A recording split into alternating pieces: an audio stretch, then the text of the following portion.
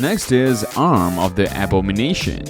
I was ready for the typical hero vs Demon King setup, but Arm of Abomination hits like emotional damage. Roland, the strongest swordsman alive, is fueled by love for his girlfriend Felicia until the Demon King curses her into a mindless monster. She loses herself, attacks him, and in the most tragic moment ever, they die together. But the story doesn't end here. The mysterious voice revives Roland, and in place of his missing arm, he is given Felicia's monstrous arm.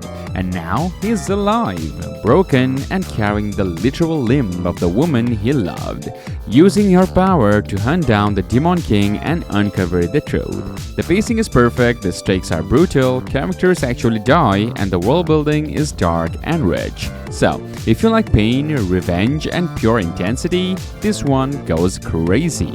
Trait Hoarder. Now, you may know the studio behind this bad boy. They are the same folks who brought you the hit manhwa Return of the Manhwa sect. But trust me, Trait Hoarder is a whole new level. Kim Junso, a free-to-play pro gamer in the mobile game Arcane Seal. But when he gets stuck playing as the basic tutorial character, Warrior Kim, things get intense. The only thing he's got going for him is his game knowledge and Warrior Kim's ability to swap out traits endlessly.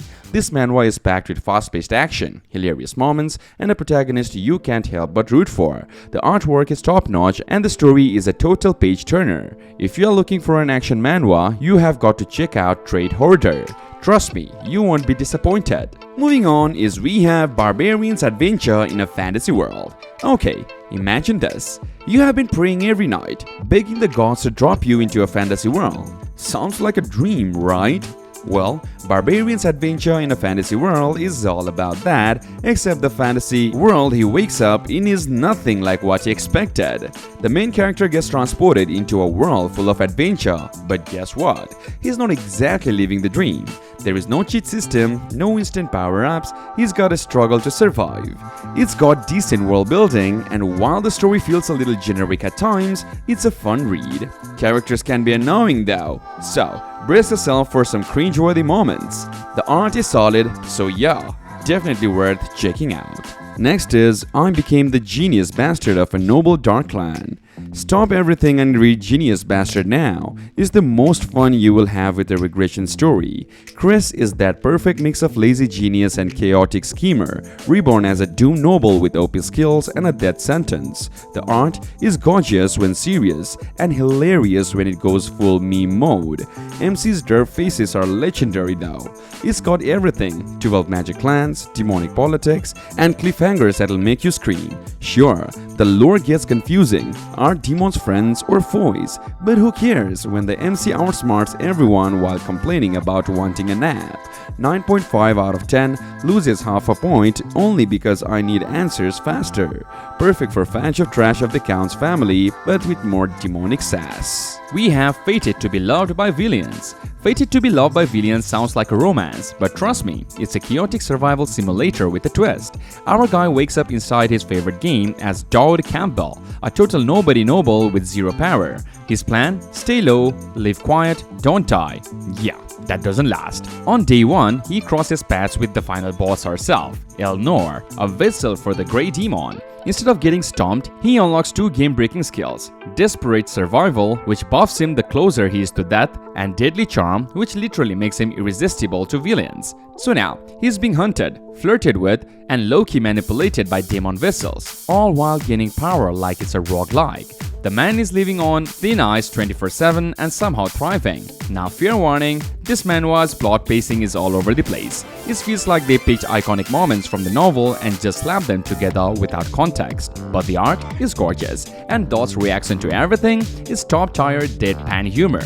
If you're here for an overpowered MC who pulls clutch wins, unintentionally builds a harem of dangerous women, and somehow survives by the skin of his teeth, then this one is chaotic but fun. Just don't expect a perfectly structured plot. It's more like a highlight reel of WTF moments. Next on the list is S-Class Hunter Hills Monsters. Cheon Do-won could be a typical overpowered MC, but here is the twist. He just wants to drink tea and chill. Unfortunately, this former killing machine keeps accidentally adopting S-rank monsters like they are stray cats. I mean, imagine. The manhwa is a perfect mix of wholesome slice-of-life moments and epic action sequences. Watching Do-woon balance chaotic monster politics while secretly being the strongest is comedy gold. And just when you're laughing at this monster dad antics, the story hits you with the emotional moments that will have you hooked. If you're tired of edgy protagonists and want something fresh, funny, and heartwarming, then this manhwa is for you. The Rebellious Apostle of the Harvest Goddess. I was browsing some manhwa and the Rebellious Apostle of the Harvest Goddess instantly stood out. It follows a guy who, against all odds, become an apostle for the deity of abundance, an agriculture-themed god, but here is the twist. His main skill is decapitation. One swing and the corpse are processed. One chop and the supplements are ready to sell.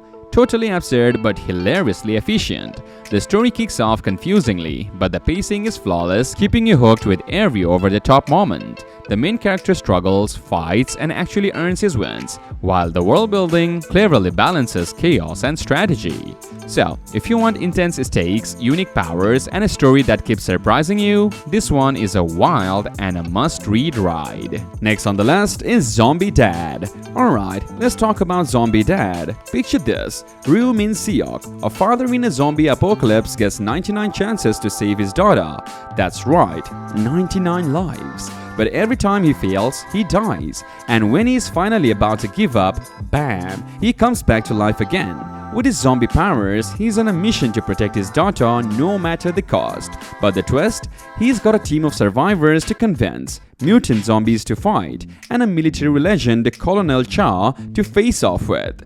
Think high stakes, epic fights, and a dad who is willing to die 100 times to save his kid. This one's for the ultimate survivor dads. Next one is Genius Blacksmith's Game.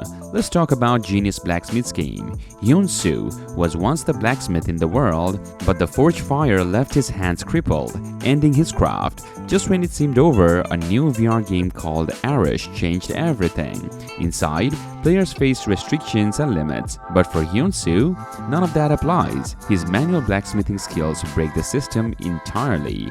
What makes this manhwa shine is the pacing. It never drags, and every twist feels dangerous, like anyone could die at any moment. The characters clash, evolve, and sometimes frustrate, but that's what makes them feel real. Add solid art and brutal stakes, and you have got a ride worth picking up. Next on the list is we have Emperor of Solo Play. Harkon was backstabbed, killed, and left for dead until he woke up years in the past with all his skills intact. Now, he's going solo in the ultimate VR MMO warlord. No allies, no mercy, just pure revenge. Why you will love this? Because Necromancer, zero teamwork, just one angry dude versus entire game world, fast-paced action. No filler, just loot, level up, and also dominate. The man is playing solo in a world where everyone joins guilds and still dominates by grinding like a lunatic. It's fast-paced, full of rage, and honestly feels like overgeared if the MC had no chill. So, if you love chaos and necromancy, this might just be your next obsession.